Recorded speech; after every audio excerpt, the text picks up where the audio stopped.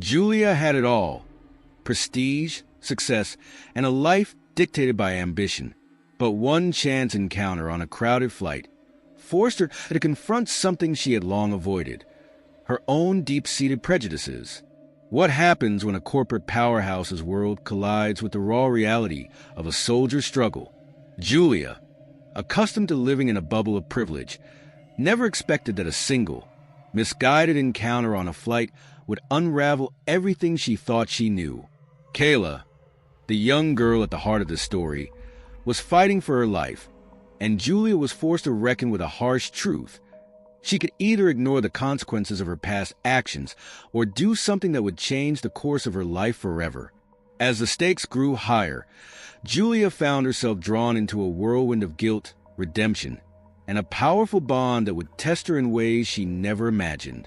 Would she rise above her own biases or run from the uncomfortable truths she could no longer escape? This is a story of transformation. A story where empathy, honesty, and the courage to change hold the key to rewriting one woman's fate. Before we dive deeper into this gripping story, if you haven't subscribed to our channel, Epic Story Moments, yet now is the perfect time. Hit the bell icon so you never miss an update, and be the first to hear our incredible new stories. Don't forget to like, share, and comment to support more heartwarming tales like this. Let us know in the comments where you're watching from. We love hearing from you. On a cold, blustery November morning, the waiting area at Chicago O'Hare International Airport buzzed with anxious travelers. The low hum of conversations filled the air, while announcements crackled overhead, reminding passengers to check their gates, watch their belongings, and stay updated on last-minute schedule changes. The fluorescent lights illuminated a large group of people, a mix of families with strollers, business professionals in suits, and backpack-clad students. Gate 17, which hosted the flight to Atlanta, had been delayed, causing visible discontent among the passengers. At the heart of one cluster of first-class travelers stood Julia Prescott, a corporate executive in her early 30s, exuding impatience. She wore a tailored gray blazer and a pencil skirt, with her blonde hair neatly pinned back by a silver beret. Her black pumps clicked anxiously on the floor as she scrolled through urgent emails from colleagues, all demanding her expertise in finalizing budgets and presentations. Julia was on her way to a high-stakes management conference where she hoped to impress and secure a promotion. Every moment felt like a race against time. Finally, the overhead announcement crackled, announcing the first-class boarding call. Julia breathed a sigh of relief. She grabbed her designer handbag and a glossy tote full of her laptop and files, eager to escape the chaos of the terminal. As she walked down the jet bridge and boarded the plane, she entered the first-class cabin, a sanctuary of extra-wide seats and champagne flutes. Julia settled into seat 2A, stowing her belongings and checking her phone for any new urgent messages. Moments later, a tall, broad-shouldered black man in a crisp army uniform appeared near the front of the cabin, scanning the row numbers. His name tag read D. Parker. With measured politeness, he nodded at Julia and pointed to the seat beside her, 2B. Julia's eyes narrowed with a flicker of annoyance. She reluctantly acknowledged him with a stiff smile, her thoughts immediately veering toward judgment. I wonder if he's here on some courtesy upgrade or discount, her mind whispered. I paid top dollar for my seat. She felt a sense of entitlement, as if the privilege she enjoyed should be reserved only for people like her. Resentment bubbled beneath the surface as she sank into her plush seat, snapping her seatbelt with an air of finality, signaling her unwillingness to engage in any pleasantries. Daniel Parker settled into his seat with a polite nod toward her, but Julia turned her attention toward the window, clearly uninterested in any conversation. As the flight attendants made their rounds, offering pre-departure beverages, one paused when she noticed Daniel's uniform. Thank you for your service, Sergeant, she said warmly. Please let me know if you need anything. Julia's lips pressed into a thin line, the bitterness in her thoughts growing. Of course, she thought bitterly. Asterisk the extra perks for the military. Everyone tripping over themselves to say thank you, asterisk. She quickly turned her attention back to her phone, pretending to be absorbed in her work. Julia had always told herself she wasn't racist. She liked to boast to her friends that she was colorblind, but in moments like this, when her own privilege or sense of entitlement felt threatened, she couldn't help but feel resentment toward those she deemed undeserving. A short while later, as the plane taxied down the runway, Daniel discreetly pulled out a small photograph from his jacket. Julia, unable to ignore the movement in her peripheral vision, noticed a picture of a smiling child, perhaps 8 or 9 years old, wearing a sparkly headband and holding a soccer ball. Her curiosity, tinged with irritation, got the better of her. "Nice kid," she commented coolly, unable to mask the edge in her voice. Daniel turned toward her, surprise flickering across his features as he nodded. "Yes, ma'am. That's my daughter, Kayla." Julia, her nerves already on edge, felt a twinge of irritation. "She must be proud," she said, her voice dripping with sarcasm. "Her dad's in uniform. Are you traveling home from duty or something?" "I'm actually heading to Atlanta to see her," Daniel replied simply, his tone neutral. Julia's irritation deepened. She felt a strange compulsion to provoke him further. "Must be nice to get upgraded," she said, her tone pointed. "You're in first class, right?" Daniel's jaw tightened, his calm demeanor giving way to a subtle firmness. "I paid for this seat myself. I'm not looking for handouts, if that's what you're suggesting." The calm yet firm response hit Julia harder than she expected. She tried to mask her discomfort by burying herself in her phone, sliding an earbud into her ear. But inside, she simmered with resentment. Unable to ignore the contrast between her assumptions and the reality she was confronted with. Mid-flight, the cabin lights dimmed as attendants began serving the meal, salmon or pasta, paired with a side salad and warm bread rolls. Julia, still stewing in her frustration, ordered a glass of Chardonnay, hoping it might dull the simmering anger inside her. She glanced over at Daniel, who declined the wine when it was offered to him. The attendant, noticing his uniform, offered him a complimentary drink, and Julia couldn't help herself. She turned toward Daniel. "Don't you ever get tired of people fawning over you?" she asked, her voice sharp. Daniel met her gaze, his expression unreadable. Julia Prescott sat back in her seat, her mind whirling with frustration as the overhead announcement urged passengers to prepare for departure. She had been on edge for the entire flight, stewing in her own impatience and suppressed resentment.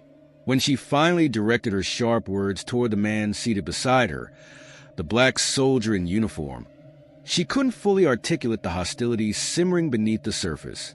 "You just get treated like this because you wear a uniform," she spat, her voice thick with unspoken judgment, her brow furrowed, as if she couldn't quite help herself. Daniel Parker's response was calm, his voice steady but marked by an underlying hint of pain. "I appreciate the kindness, but I don't ask for special treatment," he said quietly. Julia's frustration grew, and she couldn't let it go. "Really?" she challenged, her tone dripping with skepticism. "Because it sure seems like everyone goes out of their way to remind you how grateful they are. Meanwhile, the rest of us work just as hard but don't get free upgrades or freebies." Daniel set his fork down and sighed, his calm demeanor unwavering. "Ma'am, if it bothers you that much, I can pay for my own meal." "It's not a big deal," he said, his voice barely betraying his inner conflict. Julia felt a sharp sting of anger at his response, but she was determined to maintain her position. "It's not about the meal," she retorted, her voice icy. "It's about the principle." But as she spoke, a deeper discomfort shifted beneath the words. She was uncomfortable, perhaps for the first time in a long while, confronting the prejudice that lay unacknowledged within her. She had never openly faced it before. This quiet resentment toward black men, especially those who seemed to receive praise or recognition. It challenged her own unspoken sense of superiority, a sense of entitlement that she didn't like to admit. Daniel's eyes flickered with a trace of hurt, but he didn't escalate the conversation. He simply took a breath and spoke, his tone even but laden with gravity. "I'm heading to Atlanta because my daughter has a medical issue. I'm just trying to be there for her. For a split second, something within Julia shifted. She felt a tiny spark of empathy, but she swiftly buried it. Well, good for you, she muttered, her gaze lowering as she picked at her salad. Probably another sob story about medical bills or something, she told herself, trying to dismiss the uneasy feeling gnawing at her conscience. A silence settled between them. Julia's discomfort deepened, but she couldn't quite put a name to it. She glanced at the photo of Daniel's daughter again, seeing the same bright smile that had briefly softened her resolve earlier. For a moment, she allowed herself to feel a flicker of guilt. But just as quickly, she hardened her heart, convinced that she was simply being realistic.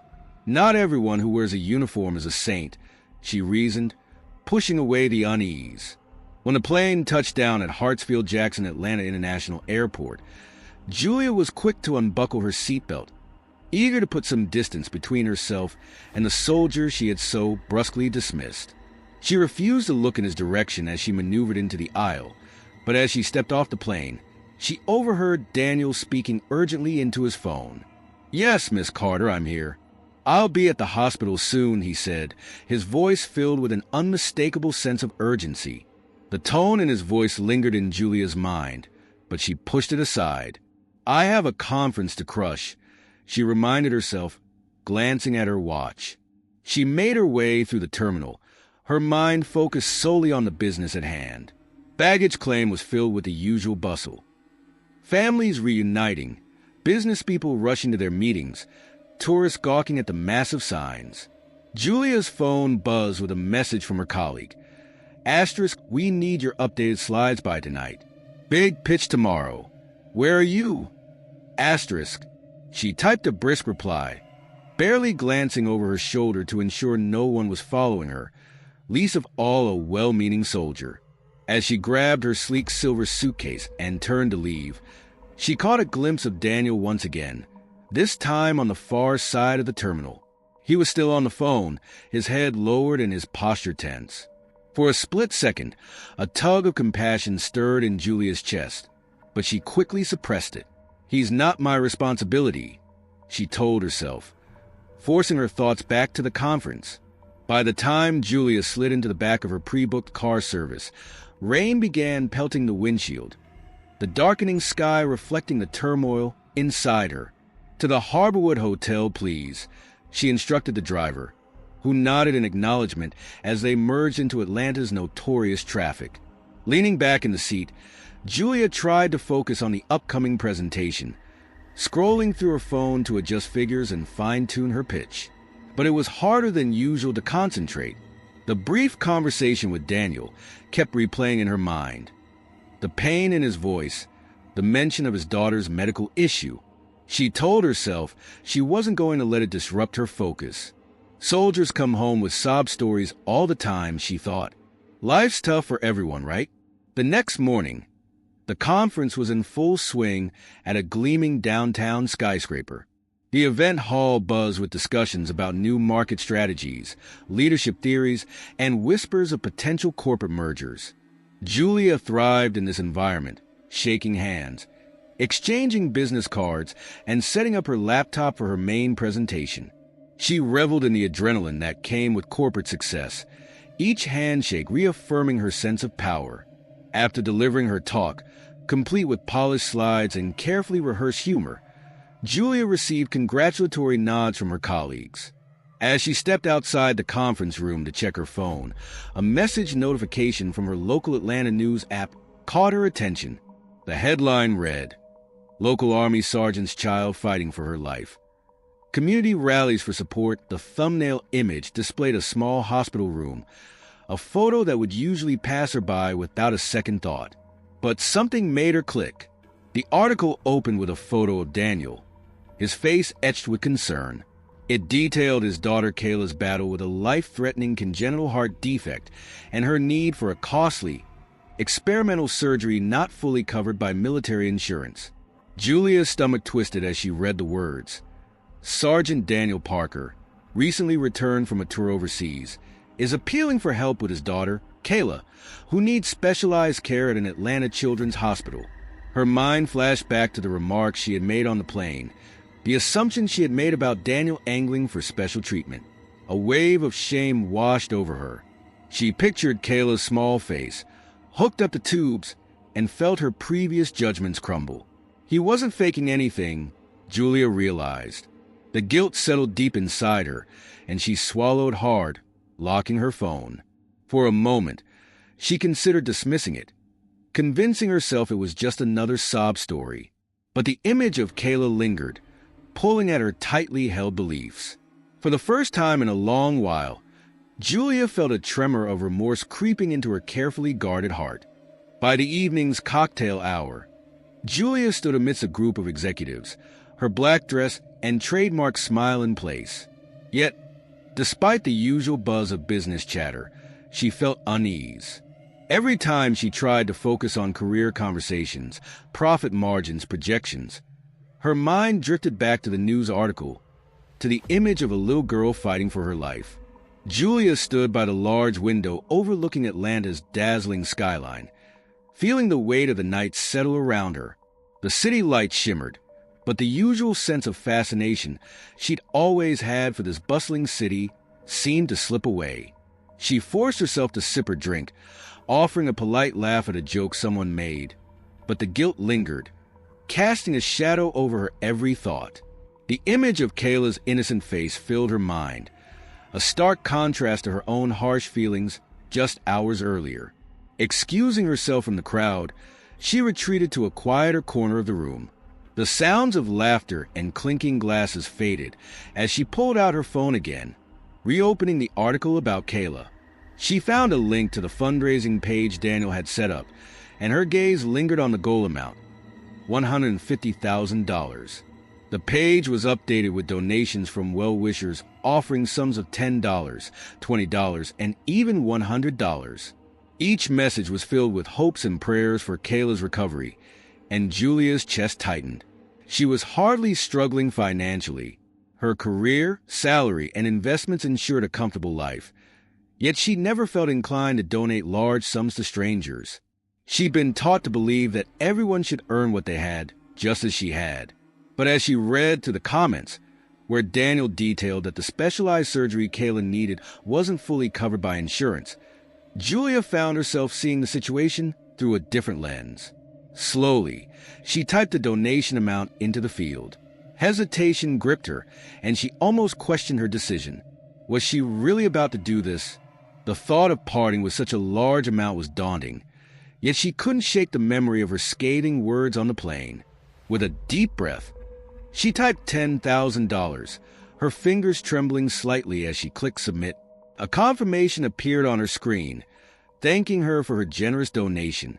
She stared at her phone, wondering if Daniel would ever see her name, Julia Prescott, and remember the woman who had been so unkind. She almost wished she could remain anonymous, but in her haste, she had neglected to select that option. Setting the phone aside, Julia pressed her fingertips against her temples, realizing that while the donation was significant, it felt like a superficial gesture. It was only a bandage on a much deeper wound. She owed them more than just money. She owed them an apology. The next morning, Julia awoke before dawn, restless from a troubled night's sleep. She left a note for her conference team, explaining she would be occupied with personal matters for a few hours. Guided by the address from the fundraiser page, she drove to Peachtree Children's Hospital, a sprawling campus decorated with murals of cartoon animals and bright, cheerful signs. She felt an inexplicable nervousness as she made her way toward the pediatric cardiac ICU on the third floor. The sterile smell of antiseptic and the soft beeping of machines enveloping her. Nurses bustled about, some exchanging tired smiles. Julia approached the central desk and, with a nervous glance, asked, "I'm looking for Kayla Parker."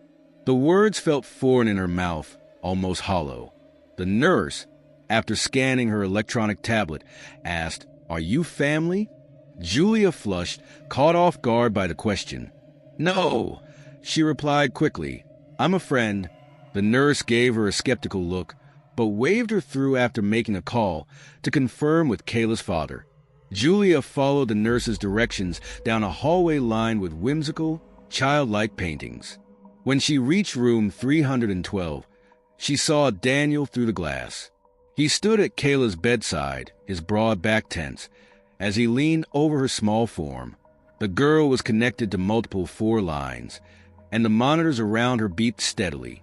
It was a heavy sight, and for a moment, Julia felt the full weight of Daniel's silent burden. Summoning her courage, Julia knocked softly on the doorframe. Daniel looked up, his expression a mix of confusion and caution. "Miss Prescott," he said, his voice betraying surprise. "I didn't expect to see you here." Julia's heart pounded, but she stepped into the room. It was small, decorated with stuffed animals on a countertop, and a beeping four stand beside the bed.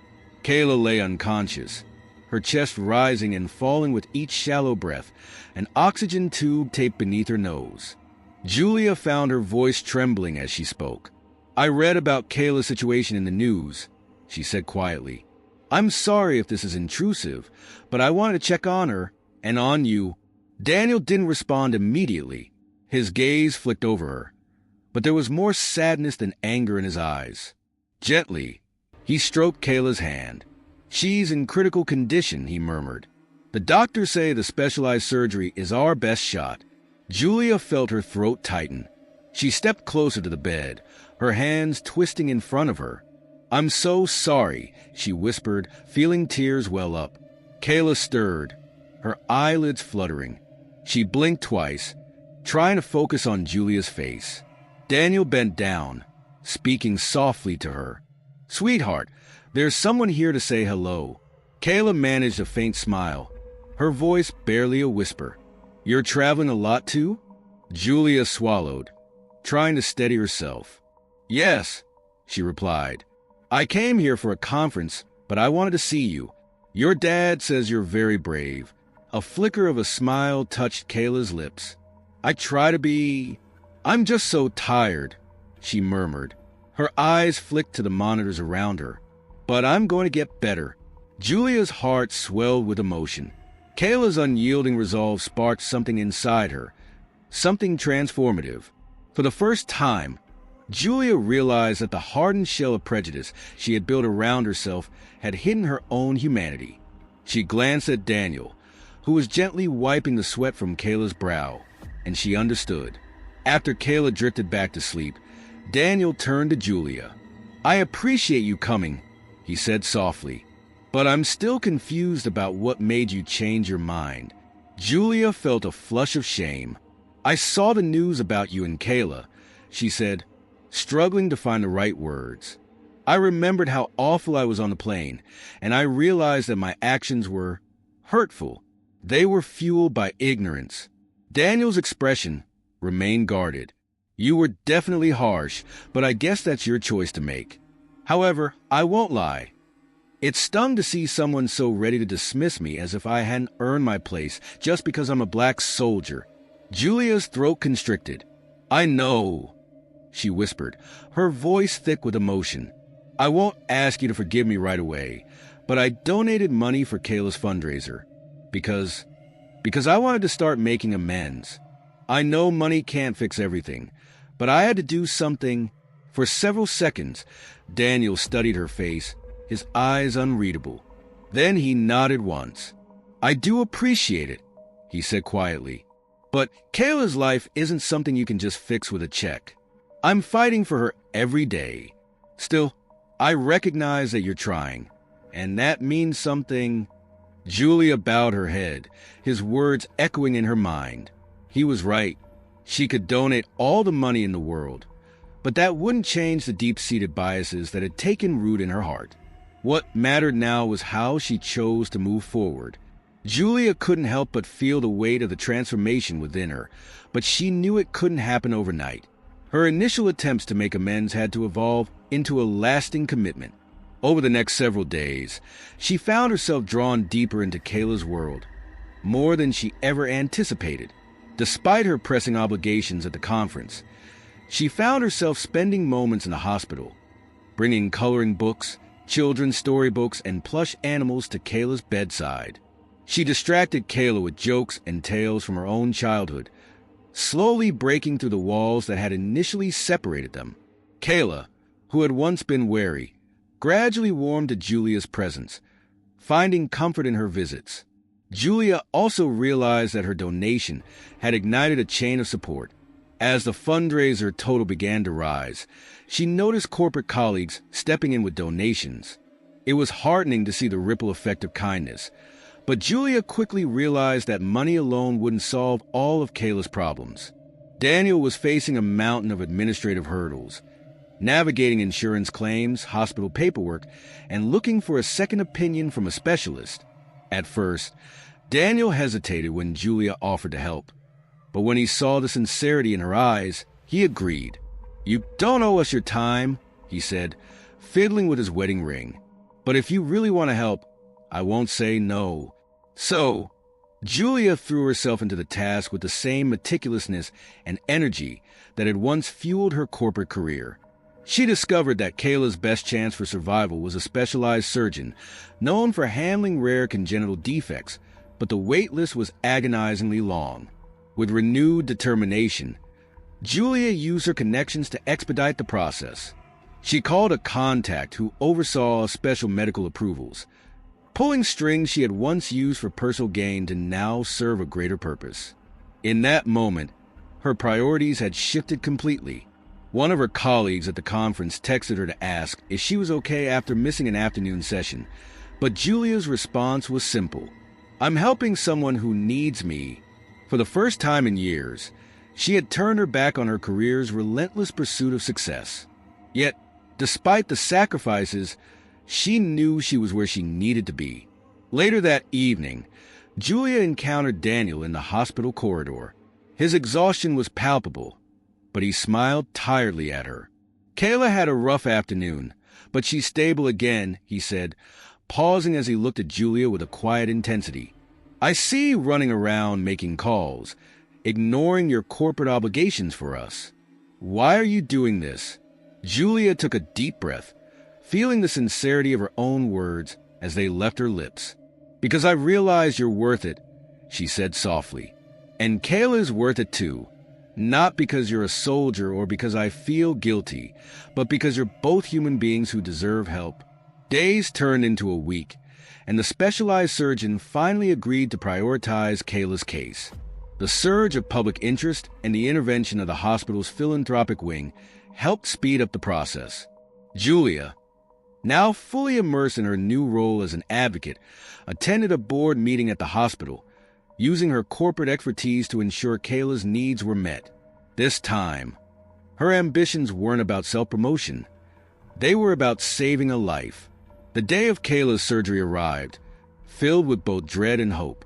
Julia stood with Daniel in the corridor, anxiously waiting as the pediatric surgical ward prepared Kayla for her operation. When they parted ways at the doors to the operating room, Kayla clutched the teddy bear Julia had given her, offering a brave smile despite the tears in her eyes. As the doors closed, Julia heard Kayla's soft whisper, "I'll be okay, Daddy. Julia says I'm strong." For hours, Julia, Daniel, and their extended family waited in the lounge, the air heavy with tension. Daniel paced nervously, his hands clenched and unclenched as he struggled with his emotions. Julia, usually so composed, couldn't keep her mind from racing. The minutes seemed to drag on forever, each tick of the clock feeling like a lifetime. Though she had never been a religious person, in that moment, she found herself praying to any power that could help Kayla pull through. Finally, a surgeon emerged, looking weary but relieved.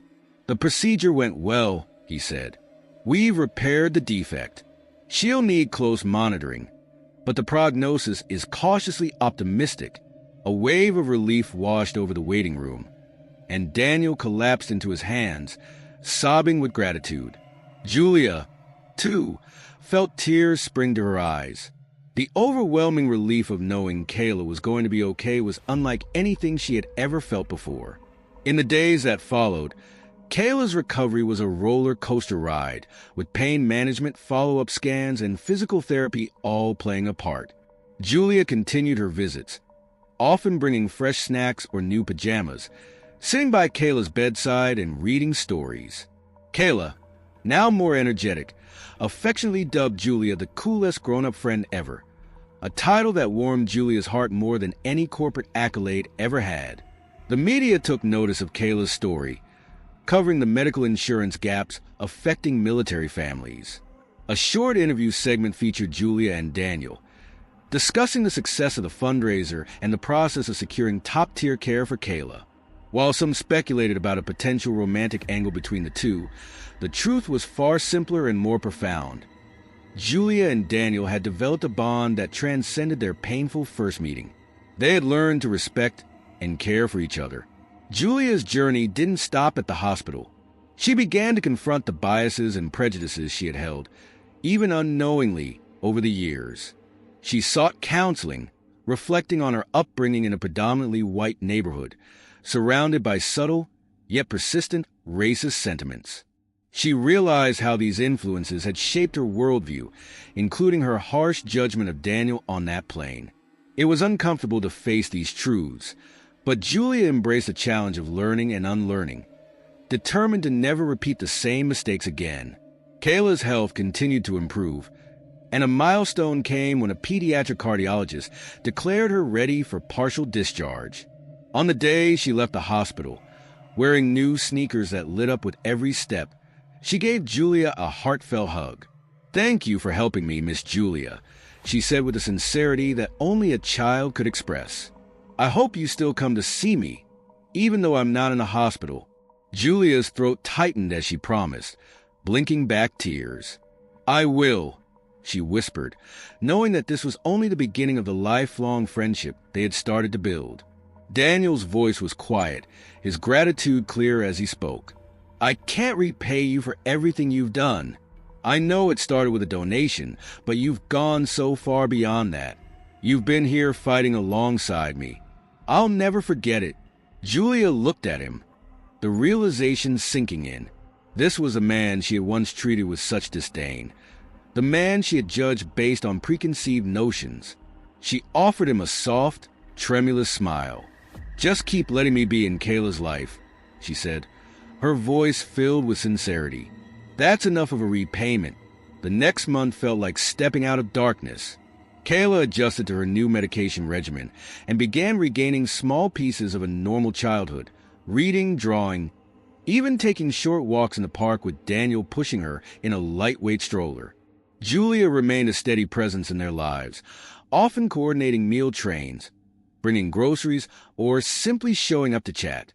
For Julia, the corporate world that had once defined her identity now felt distant, less fulfilling in comparison to the real, tangible difference she was making in Kayla's life. She still fulfilled her job responsibilities, but her perspective had shifted. Julia began advocating for philanthropic initiatives within her company, pushing for the resources to support children with specialized medical needs. Her newfound passion caught the attention of management, and they offered her the opportunity to spearhead a new corporate social responsibility program. This was something she never would have considered before meeting Daniel and Kayla, but now she saw her career in a new light, one where her professional ambitions could intersect with her desire to make a difference. On a cool autumn evening, about 3 months after Kayla's surgery, Julia found herself invited to a small barbecue at Daniel's aunt's house, located on the outskirts of Atlanta. It was a modest home with a roomy backyard where Kayla played with her cousins, stopping now and then to catch her breath, mindful of the scar on her chest. Julia, the only white person at the gathering, felt welcomed by Daniel's extended family. For the first time in her life, she didn't feel like an outsider. Instead, she felt an overwhelming sense of gratitude radiating from all around her. Seated at a picnic table, nibbling on potato salad, Julia watched as Daniel showed Kayla how to toss a soft foam football.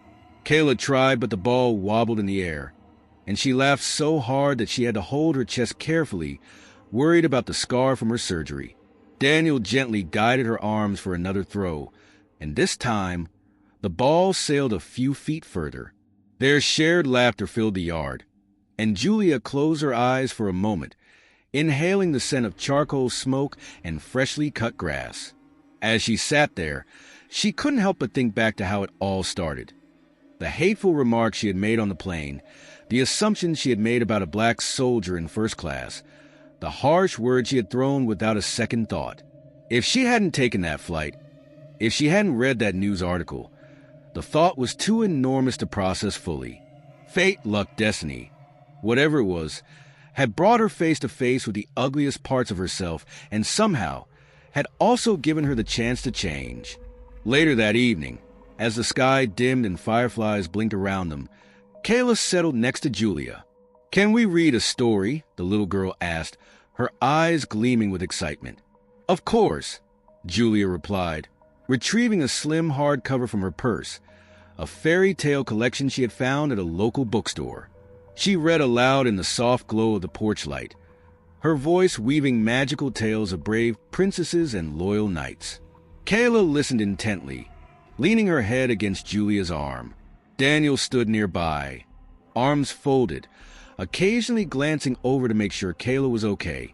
Their eyes met, and Daniel mouthed a silent "thank you." In that moment, Julia felt the final pieces of her old self slip away.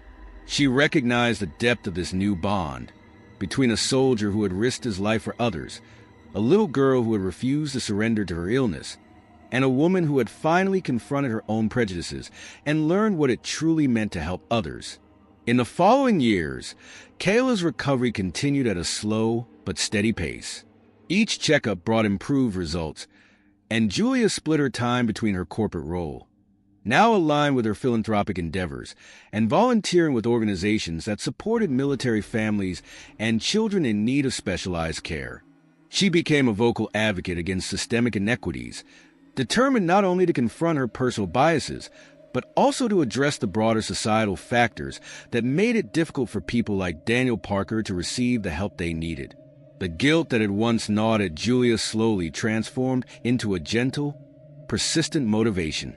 She was driven to do better, not just for Daniel, for Kayla, but for countless others she would never meet. Though she could never undo the cruel words she had spoken on that plane, she hoped that her actions could speak louder in time. Over the years, Daniel, Kayla, and Julia became something of an unconventional family, tied together not by blood, but by gratitude and the choice to stand by each other through life's toughest storms. And so, a seat assignment on an overbooked flight, once an encounter marred by prejudice and contempt, became the beginning of a powerful story of redemption, compassion, and shared humanity. Proof that even our worst impulses can be overcome by the simplest truths: empathy, honesty, and a willingness to change.